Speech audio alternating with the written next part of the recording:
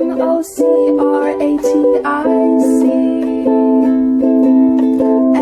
you need to know about the Vigo Dem Party. So sit back, relax, and watch from anywhere. Get ready for a chat with the chair. I'm Joe Etling, Chair of the Vigo County Democratic Central Committee, and welcome to the award-winning Chat with the Chair. We're so delighted you could join us. We got a great show tonight. Hopefully everybody's settled in for what is going to turn out to be one of our best shows, I'm predicting. I did want to point out that we have got some big events coming up. The State Democratic Convention is coming up this coming weekend. We expect some big news to be reported on coming out of the convention with a state ticket that you are going to be so impressed with, and we're looking forward to highlighting those candidates in the weeks to come. Also, you might be finding at your doorstep a distribution of material that's going out with our candidates already. It promotes all our Democratic ticket in Vigo County and for good government to vote Democratic. So hopefully you'll be seeing that on your doorstep in the days to come. And we appreciate all our hardworking precinct committee persons and candidates who are out already working to get themselves elected to provide good government to everybody in Vigo County. So without any further ado, I want to turn to our guest. He needs no introduction, but remind our viewers who you are. I'm your co-host, Josh Schertz here, co-host of the Chat with the Chair. So just excited to be back. A lot of pressure you put on me with this, one of the best shows you've had. You've had some pretty good shows, so but I like that you're setting the bar high. Set the bar high and then disappoint people. That's the way to go. There it is. He's already taking over. Guy's been in town for a minute, and he's already taking over my show. So, of course, Coach, if you know the question on everybody's mind that they've been wanting me to ask you, and I know this is going to be some hard-hitting journalism right out of the gate here, but just to remind everybody, what do you think of the Blazer? You know what? I got to say, I'm extremely impressed. If Wimp Sanderson would be proud of that Blazer. Wimp Sanderson would be proud of that Blazer. That is you know what? You can pull it off. I'd say this. There's probably 1% of people in the world that can wear that Blazer and pull it off. You're in the 1%. So it's stood the test of time, and I've been a little disappointed, I might add, watching you coach. I've been watching from the stands here over the course of this past season, and I was expecting maybe we might see a plaid Blazer come out for one game, just one. Listen, the way last season when I could have just, anything would have helped. So if I would have thought a plaid blazer would have helped, I would have worn that, plaid boxers, whatever would have helped. Well, you were very stylish. In fact, you brought the Vans out and brought them out again today. So we're trying to up our game, our dress game. But if our team performs as well as the shoes, we'll be in business. Is that it? I think that's what we're hoping. But that's the standard I've told them. If the team's standard is as good as my shoe game, I think it'll all take care of itself. So in addition to being my co-host, he is also the head men's basketball coach for the Indiana State Fighting Sycamores. Yes, sir. And we are delighted you could join us, and had a great first year on campus here in Terre Haute and at the Holman Center, the newly remodeled Holman Center. Yes. So let's talk about that this past season, Coach. Give us a little summary on this past season. Well, obviously, transitions are usually hard. I think when you're coming in somewhere and you're, you take over something, it's difficult. And I was, we came into a situation. Every situation you inherit is different. And obviously, they had some success the prior year, but obviously, we lost a lot of those pieces. We lost Jake Laravia to Wake Forest. We lost Trey Williams to Duquesne. A lot of different guys transferred out. Tyreek Key and Cooper Neese, who were key contributors, came back, but Tyreek got hurt, about 10 days prior to the season, missed the year.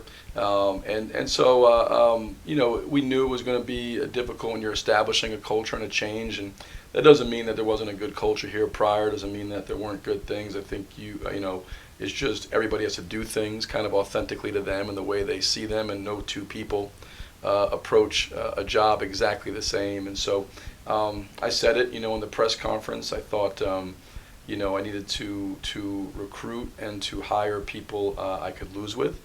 And counterintuitively, I think if you can lose and stay together and that doesn't kind of implode everything, I think that's the foundation for winning.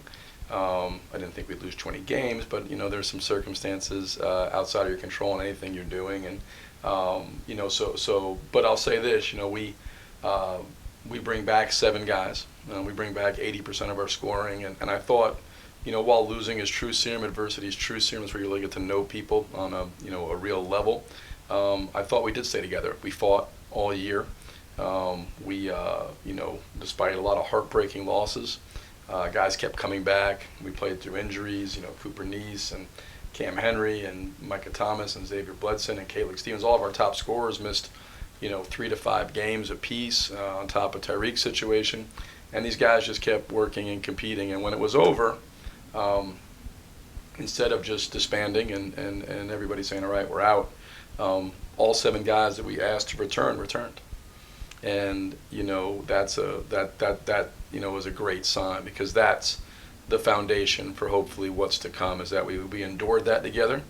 We got our competitive scars together. And then the 7 guys we thought really fit what we wanted are back. And last year was a hard year in terms of, when I got here in April, we had 2 players on the roster, Julian Larry and Nick Kittle.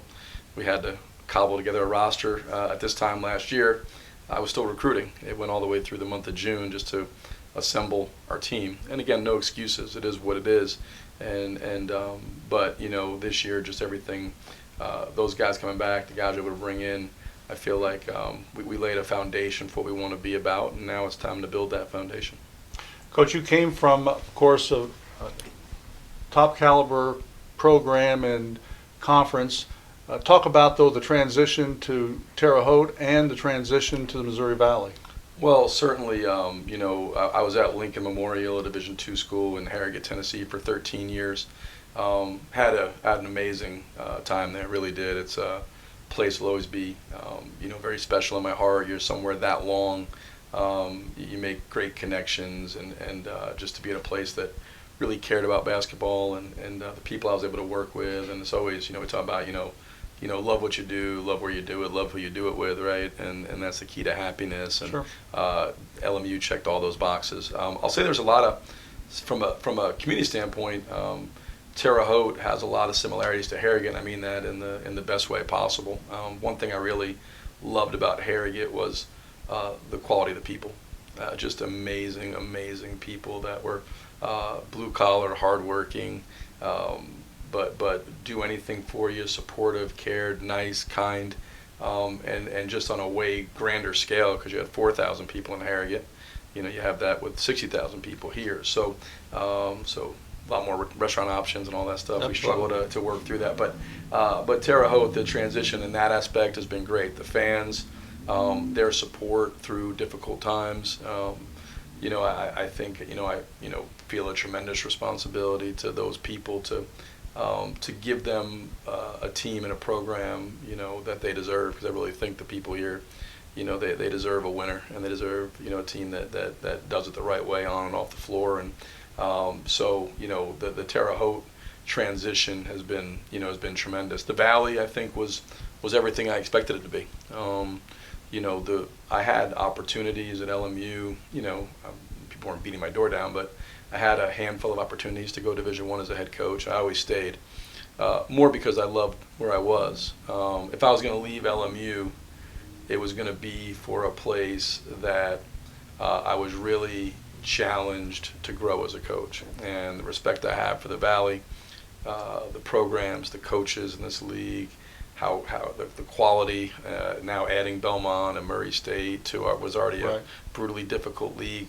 It was going to be somewhere that I was going to be really stretched as a coach, and I certainly, in the Missouri Valley was everything I thought it was going to be. Amazing coaches, tremendous players, great venues, difficult road environments, and it's really pushed me as a coach to continue to evolve and grow, and that's what you want. That's what you want. You wouldn't do it otherwise. I think so the Missouri Valley was everything I thought it would be, and it's exciting. I'm excited to take on those challenges. That's how, if you're a competitor, you want to test yourself against the best.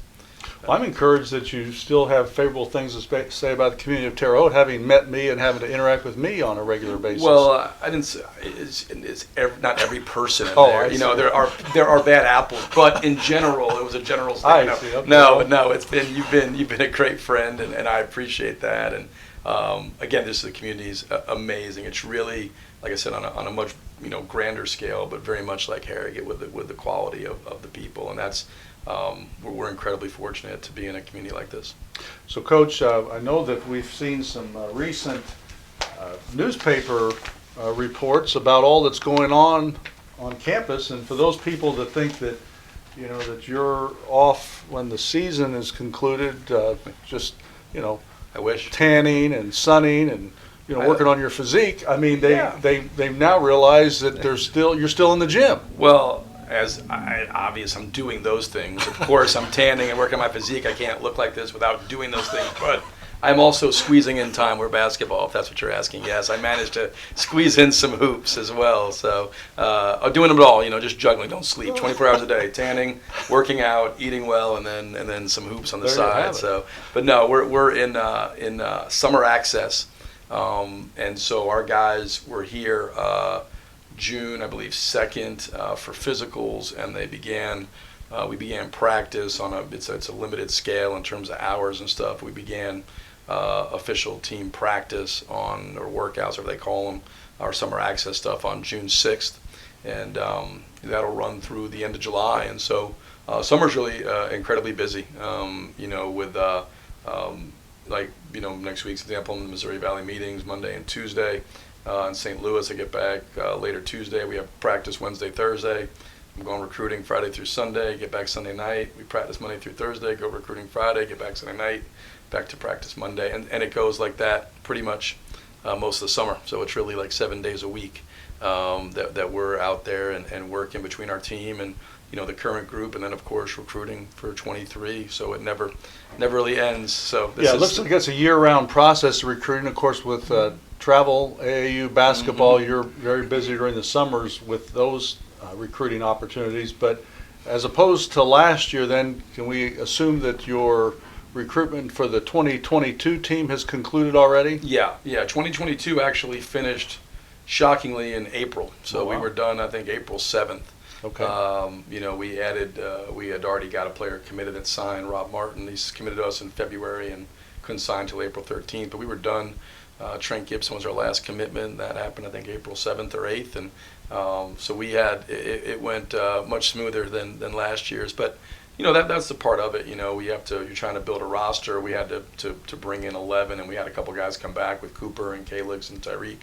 But we still had to bring in 8 more. And last year you had COVID, which, you couldn't visit anybody. They couldn't come to your campus, nor could you go visit them. So everything was, watching film and Zooming with people, which is fine, but it's not the same as, getting getting an to know opportunity to meet somebody. you in person. Yeah, on the film, I look good, but in person it's so much more charming. So, Coach, you've got your men on campus then, so can we talk about the newcomers? Yeah, we got, so we have 7 guys that are returning from last year's team, and we got 8 new ones, and including my son, so that'll be fun to awesome. have him. He's going to be a walk-on for us. That's Jaden, awesome. yeah, so, probably won't be our best player, be my favorite player for sure, so, but Jaden We might as well put that out there. Yeah, might as well listen. All the guys know that's my favorite player of all time. So, but really going to be a cool experience. Kind that of is cool. spending. You've done that as you miss so much, and Absolutely. to be able to really hopefully the next 4 or 5 years kind of spend every day with him and sharing those experiences will be awesome. Yeah. We brought in 2 high school players, Robbie Avila from Chicago, Oak Forest, right outside of Chicago, and Rob Martin from CBC in St. Louis. And then we brought in 5 transfers. Jason Kent transferred to us from Bradley.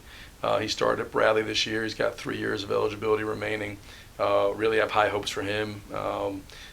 We brought in Mason Miller from Truman State, guard, has 3 years remaining. We think Mason's got a chance to be, a really high-level player at Indiana State, and really excited about him and Jason and Robbie and Rob as 4 guys that really are foundational pieces. With 4 years to play for Robbie and Rob, and 3 for Jason and Mason. Those guys are all terrific, and as good a player as they are, they're even better kids. And then we brought in 3 guys that have 1 year remaining apiece. Cavassier McCauley transferred to us from DePaul.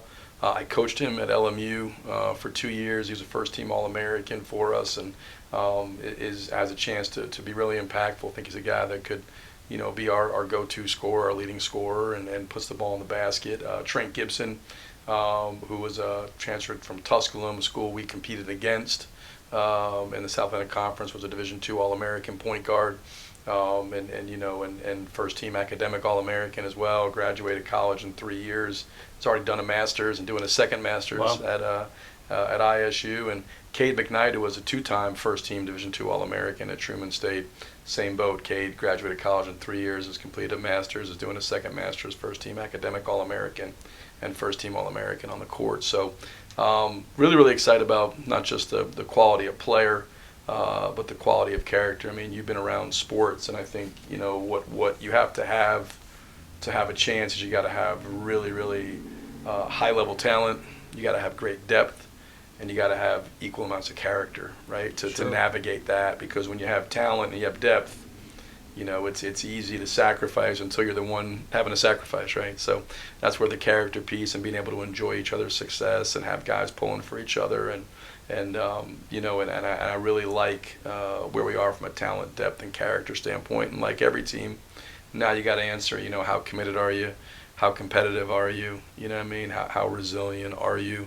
How unselfish are you? How mentally tough are you? And you answer those questions as you get into competition. The competition, well, it's got to be exciting for you too. And then you reference their academic prowess. So considering your intellect, this is going to be quite a combination. Well, that's the thing is, I needed these guys when I was in school. I majored in academic survival, barely got through. So I've now I was close to, but probably now the dumbest guy in the room. So all these guys, we got some really, really smart guys and high intellect guys. And, we talked about Cade and Trent, but, Robbie's an Ivy League level student, is 4.0 student. Mason's a 4.0 student. Wow. I mean, these guys are really, really, we got some high level. Jason Kent from the Missouri Valley, 2-time first team academic all Missouri Valley. So you want to, it is not that I think with team chemistry, it's not that being a great student is a prerequisite for being here.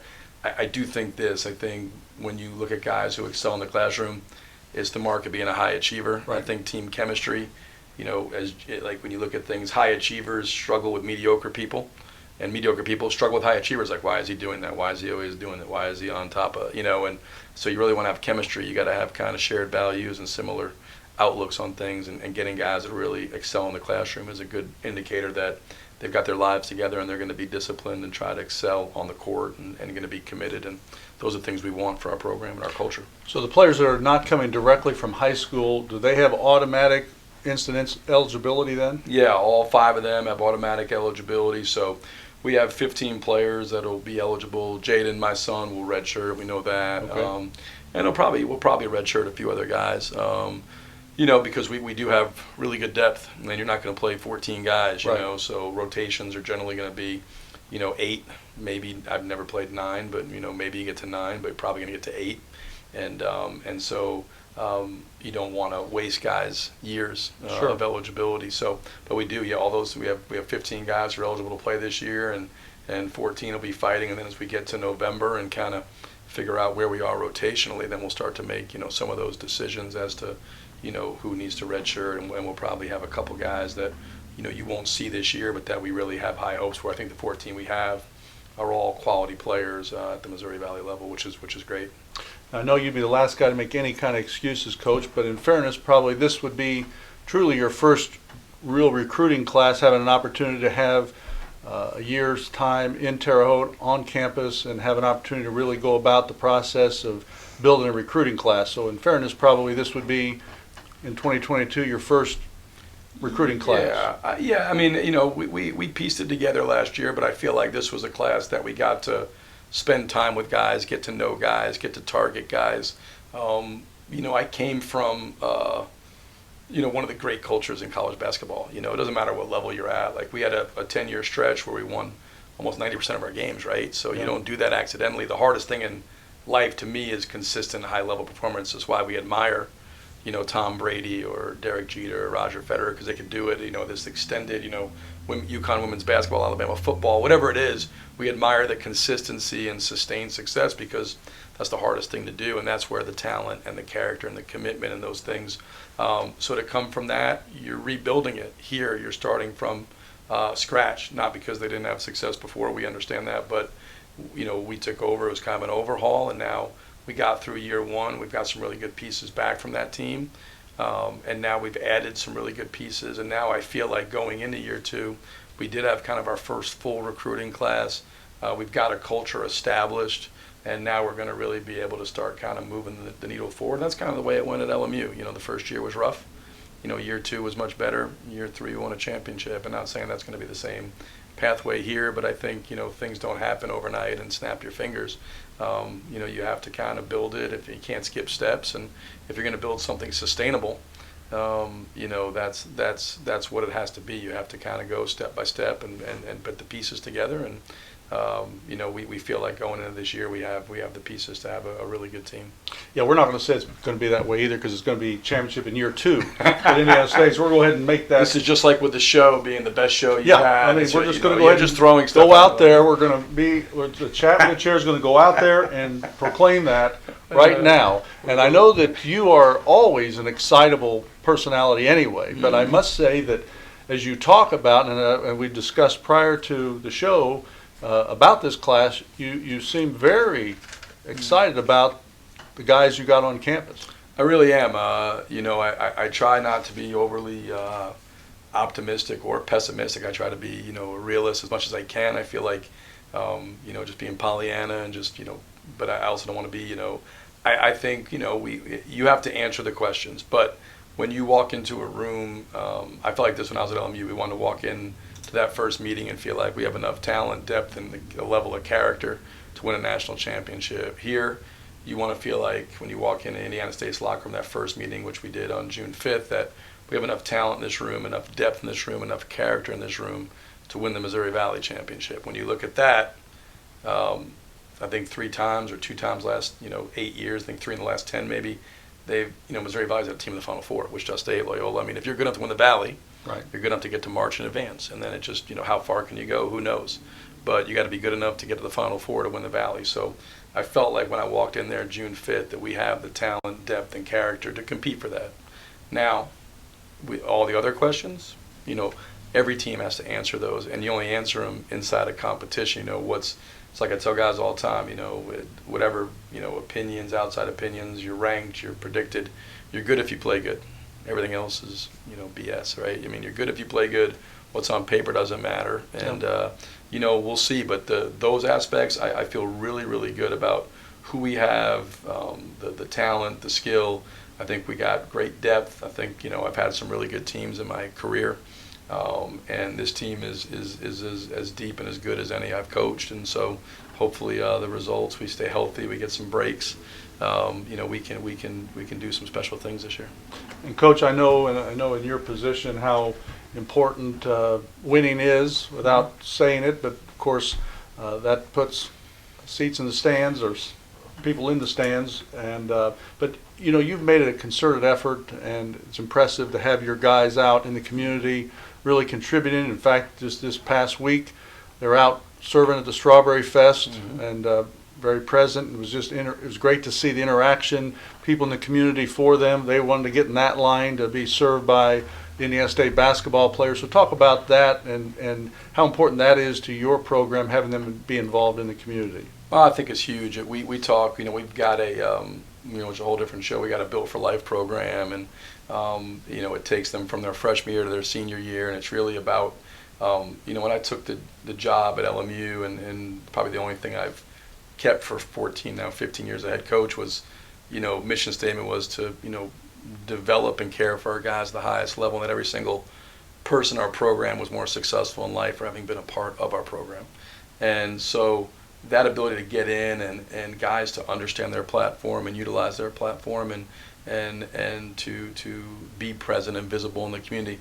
So we were at they were grading camp yesterday. They were there and signed autographs, and the kids were a lot of them there at the Strawberry Deal last night, and then this weekend they'll be with the Special Olympics, and and they do from working in different areas, be at the Children's Hospital, working here serving meals with to the homeless and the food bank, and doing those things. It's important for our guys. It's important for them to utilize their platform for good. It's important for them. The community really embraces them and gives them a ton, and for them not to just take it, but to give back and to recognize, we talk all the time about accident of birth, and but for accident of birth, they could be in very different circumstances, and because accident of birth, you were born maybe with more opportunities than somebody else, or with more fortune than somebody else, that it doesn't make you, better than anybody, and that they have an opportunity to really brighten people's days, and so that Build for Life program, it's really a comprehensive deal that would be a whole different show, but a big part of that is community service and giving back to Terre Haute, and that's really important to me, and I know it's important to our guys. And I think we need to address that because so many people were asking me if the only reason they were out there was so that you could eat strawberries for 2 hours. That is not true. That's partially true. As more than one thing can be true. So yes, I did want to eat strawberries, and it was an opportunity for me to eat it and get free strawberries. But also, the other piece I said is true. So both things are true. So let's talk also about that newly renovated Holman Center. How was that experience, and what can we tell our viewers out there about coming into Holman Center to watch your guys? Well, I think it was, I only saw pictures of the previous one, but I know it's a fantastic facility. The remodeling that they did to the exterior when you're walking in is gorgeous. All the seats are one color, which is great and well needed. And the suite they built up there is fantastic. We're adding a $2 million center hung scoreboard with all the electronics on the side, courtesy of the George family. Donated $2 million for that. I told them you were going to be donating $2 million as well, so congrats to that. We appreciate your support. And so that you can auction off the Blazer, and then we'll just go from there and build up. But $2 million's fine, and we appreciate that. But we're gonna that'll really. I think our facility, when we get the scoreboard up, and it has all the electronic paneling, and it's an NBA. They have it at the Quicken Loans up in Cleveland. It's the same one, and same one they have in the Atlanta Hawks facility arena. So and now our facility would be up against any in the Missouri Valley. I really believe that. 10,000 seats, really really well done. Great views. There's not a bad seat in the house. That suite, the exterior, the center hung scoreboard, and now we're working on the locker room is next. We're working to raise money to get that and renovate the Holman Center locker room and make that state of the art. And it goes back to the mission statement, right? Develop and care for our guys, and anything we do to make their experience better, to help them have our current players to really improve their quality of life on the campus, and then to help us in recruiting. And so recruiting and retaining is how you build a program, and that locker room's the next step. But the Holman Center is fantastic, and I really encourage people to get out and come out and watch us, and I think they'll see a good product. Obviously, the Valley, you got great games coming through there. I think we have 15 home games this year. So has the schedule been set for 2022 yet, Coach? That's still in the process? It's not been set because we're waiting on, there's two things. We have to, trying to add one more. We have two more games to add. One is will be a non-Division I home game, which is easy to add. The other one is trying to find a Power 5 game, which is where we're struggling. Okay. Every other game is set. We have a lot of return games. I think we start with, I believe we start with 3 home games. I think we start home against Wisconsin, Green Bay, and then we play Ball State and North Dakota State all in a row at home. Then we go to Florida for an MTE, to Fort Myers for 3 games. We'll return and play a non-Division I, and then we play our opening Missouri Valley game. Missouri Valley Conference game will be at home on November 30th. So our first 8 games are 5 home games and 3 neutral site games and an MTE. So, great start, and 5 home games between November 7th and November 30th. So a lot of chance for people to get out, see us, and then the conference schedule will be released. That's around Labor Day that comes out, just because of TV. And so maybe the athletic department can throw down the gauntlet to a Power 5 team that you'll both wear. The head coaches will wear some who wears the wildest blazer, perhaps. We have like a Joe Etling night. Yes, a Joe Etling night. There could be that. That could be that. I mean, that could be the draw that gets the Power 5 that team would be a great opportunity for you to present the $2 million check you're donating, and we could have Joe Etling night, and then we could wear crazy blazer. Right? It's a lot going on, but I think this has legs. I think this is moving somewhere. Get back with me about that, Coach. So if I understand, then the beginning or the preseason travel tournament then that you're participating in, that's been set? That's been set. We're going to, it was something that they had agreed to prior, I think, in 19, it was 2021, I guess, it was supposed to go, and it was canceled because of COVID. Okay. And so we had contractually agreed to play in that tournament. It was in Fort Myers, Florida. Fort Myers, Florida. And so we're going to go this year and do it. Do you know when that is? That is the 21st, 22nd, 23rd, I believe, in November. It's the Monday, Tuesday, Wednesday of Thanksgiving week. We'll fly home. For our viewers that get out there, and that'd be a great place to go that time of the year. Absolutely. And 3 games in 3 days, 8 good teams in that tournament. Okay. It's going to be a really good tournament. Do you know the other teams offhand? I know some of them. I think East Carolina, Drexel, Toledo, Northern Kentucky, Missouri, Kansas City is out there. Florida Gulf Coast was hosting it, and so but there's 8 teams out there. But it'll be a good field. Another championship for the Sycamores there. I'm just going to go ahead and call that one as well. Call that one too, so right? Just calling it just call it like I see him, Coach. Yeah, call it like I see him. This seems to be pretty easy. So the viewership, as far as their activities leading up to the season, of course, we want everybody to get out and get season tickets. Yes. They can do that, right? Contact the Holman Center to get their season tickets. That's important, right? Austin Bates, I think Austin up in working in athletics is running those season tickets. But please. Obviously the 2 things that make a home court advantage, one is good players, because nothing works without that. 2 is having a fan base that's energized and out there and creating an atmosphere, and it's both those things. And I think we're going to have one. I think we'll have good players out there, and now if we can get the fans energized and out there, I think we'll make Holman Center as difficult a place there is to play. So please, purchase your tickets and come out and support. I think it's it'll be a fun year and a chance to get in on the ground floor. Absolutely. And of course, we're going to be able to continue to see your players out and about in the community, I'm sure. So as you're attending community events, you can rest assured Coach and his staff have done an excellent job to get them out in the community, but we encourage you to get out and support them. So the season really legitimately will tip off in Terre Haute approximately when, Coach? On November 7th. I think we got an exhibition against Tusculum on November 1st. Okay. And that'll be in the Holman Center. And then we play Wisconsin Green Bay on November 7th. Okay. And then I think it's Ball State is the 12th. And then North Dakota State, I believe, is the 17th. So needless to say, we want everybody to enjoy their summer, but the way these days go by so quickly, it's going to be basketball season tipping off before you know it. So we want everybody to get out and support the Sycamores. Any final thoughts for our viewers, Coach? No, just appreciate you having me on. Always great to catch up. And our conversations kind of like our regular conversations, so all over the place. And obviously the mic shut off, Yes. But things happen. Things happen, we persevered through it, but really appreciate you and everything. You've been great to me since I've been here, and I really, really appreciate it. And hopefully, if we do as you claim and run through and have an undefeated season and go 40-0 and win the national championship, that'll earn me an opportunity to be back on the show. Then you can rest assured you'll be back at that time. Perfect. We appreciate all that you've done with the program and being here and being so visible in the community. We do appreciate that, and of course, we always appreciate coming in to chat with the chair. And so make sure you contact Holman Center and get your tickets before they're all gone, and get in there and support these bright young men and talented basketball players. So I appreciate everybody tuning in, and until our next chat, I'm Joe Etling. God bless you all. MOCRATIC.